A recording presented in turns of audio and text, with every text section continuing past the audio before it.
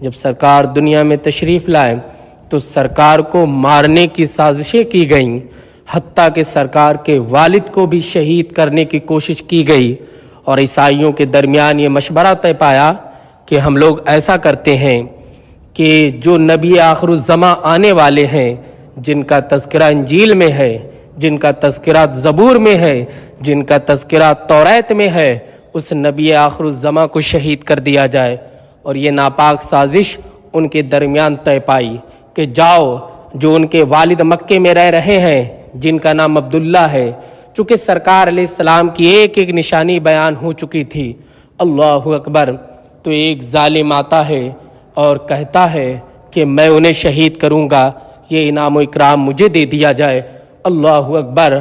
اب حضرت عبداللہ کی تلاش میں وہ عیسائی آیا کہ میں حضرت عبداللہ کو شہید کروں، تاکہ جو مصطفیٰ تشریف لانے والے ہیں، جو احمد تشریف لانے والے ہیں، جو دینوں کو جو دوسرے ہیں انہیں مٹا دیں گے اور دین اسلام پوری دنیا میں رہے گا، ان کے والد کو ہی شہید اور قتل کر دیا جائے تاکہ وہ وجود ہی نہ پائیں۔ اللہ اکبر۔ اس ناپاک ارادے سے وہ آتا ہے تو وہ مکے میں جب داخل ہوتا ہے تو لوگوں سے پوچھتا ہے عبداللہ کون ہے؟ تو کسی نے کہا فلاں فلاں جگہ ہیں، لیکن کسی نے حضرت عبداللہ کے چہرے کو نہیں بتایا، چونکہ اس نے حضرت عبداللہ کو دیکھا نہیں تھا، صرف سنا تھا کہ ان کی پیشانی میں نور محمدی چمک رہا ہے۔ اللہ اکبر۔ وہ آتا ہے اور اتفاق سے حضرت عبداللہ کے ہی گھر پر آیا۔ حضرت عبداللہ نے اس کی ضیافت کی، اس کے لیے پانی پیش کیا، کھانا پیش کیا، اور وہ ایک دو دن رہا۔ جب وہ چلنے لگا تو حضرت عبداللہ نے کہا اور ٹھہریے، تو اس نے کہا نہیں، مجھے کوئی کام انجام کرنا ہے، مجھے کوئی کام کرنا ہے اور میں اسی کی غرض سے نکلا ہوں، آپ مجھے روکیے نہیں۔ تو حضرت عبداللہ نے پوچھا کون سا ایسا کام ہے جسے آپ کرنا چاہ رہے ہیں؟ تو اس نے کہا کہ یہ راز کی بات ہے، لیکن تم میرے محسن ہو، میرے غمخوار ہو، تم نے مجھے کھانا کھلایا، پانی پلایا، تم میرے سہارا بنے ہو، اس لیے یہ راز کی بات میں تمہیں بتاتا ہوں۔ حضرت عبداللہ نے کہا کون سی راز کی بات ہے؟ تو اس نے کہا دیکھو، مجھے عیسائیوں نے بھیجا ہے اور کہا ہے کہ عبداللہ نام کے انسان کو قتل کرنا ہے جس کی پیشانی میں نور مصطفیٰ دکھ رہا ہے، اور میں قتل کے ارادے سے آیا ہوں۔ میں تمہیں ایک بات بتا رہا ہوں، عبداللہ مجھے مل گئے تو میں انہیں قتل کر دوں گا۔ حضرت عبداللہ نے کہا تم عبداللہ کو قتل کرو گے؟ کہا ہاں۔ تو حضرت عبداللہ نے کہا ٹھیک ہے، اپنی تلوار نکالو اور یہ گردن تمہارے سامنے پیش کرتا ہوں۔ تو اس نے کہا میں آپ کو کیسے قتل کر سکتا ہوں؟ آپ نے تو مجھے کھانا کھلایا، پانی پلایا۔ تو حضرت عبداللہ نے کہا میں نے تمہیں کھانا اور پانی تو پلایا ہے، لیکن میں ہی عبداللہ ہوں۔ جب اتنا سنا تو فوراً قدموں میں گر گیا، تلوار الگ، اور بولا میں آپ کو قتل نہیں کر سکتا ہوں، آپ اتنے اچھے انسان ہیں، یقیناً جو نبی آخر الزمان آنے والے ہیں وہ دنیا میں امن قائم کر دیں گے، سکون قائم کر دیں گے۔ اور یہ کہہ کر کے وہ واپس چلا گیا۔ حضرت عبداللہ کو کوئی قتل نہیں کر سکتا تھا، اس لیے کہ اللہ کی مرضی یہ تھی کہ وہ نور محمدی دنیا میں جلوہ گر ہو، کوئی انہیں قتل نہیں کر سکتا۔ اور وہ نور حضرت آمنہ رضی اللہ تعالی عنہا کے شکم پاک میں آیا، اور مصطفیٰ جان رحمت 12 ربیع الاول کو اس دنیا میں تشریف لائیں، جہاں نور ہی نور چھا گیا، قرار ہی قرار چھا گیا، چین ہی چین چھا گیا۔ کوئی کہہ رہا ہے یہ کیسی صبح ہے کہ اتنا نور چھایا ہوا ہے، کوئی کہہ رہا ہے یار میرے گھر کھانا نہیں تھا، لیکن جب ہم کھانے کے لیے بیٹھے تو غیب سے کھانے کا انتظام ہو گیا۔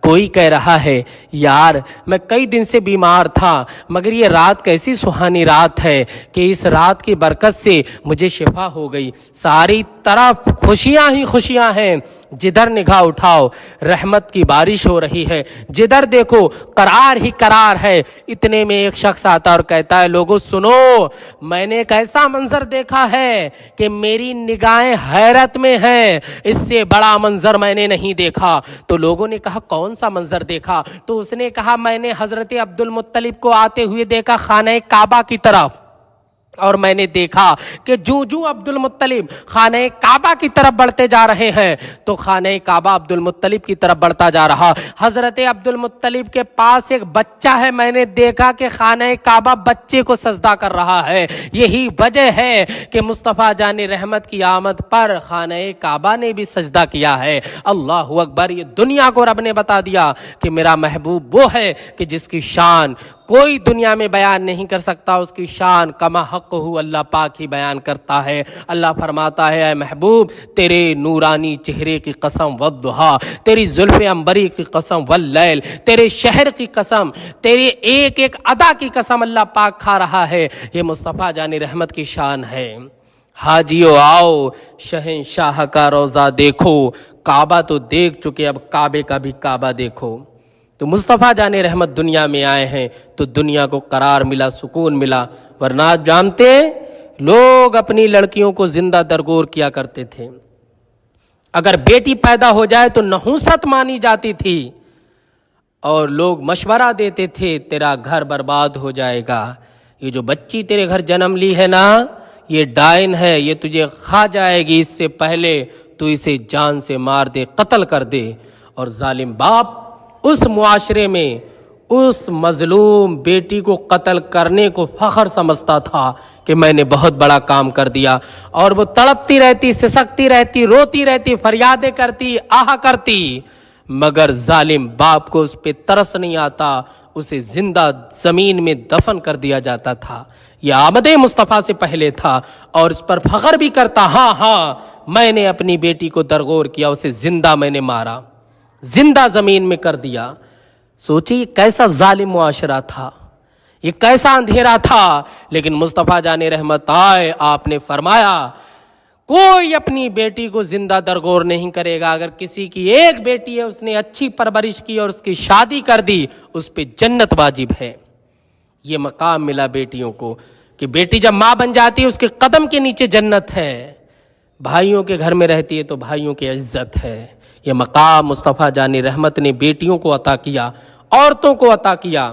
اور سرکار نے فرمایا الجنت تحت اقدام الامہات, ماؤں کے قدموں کے نیچے جنت ہے.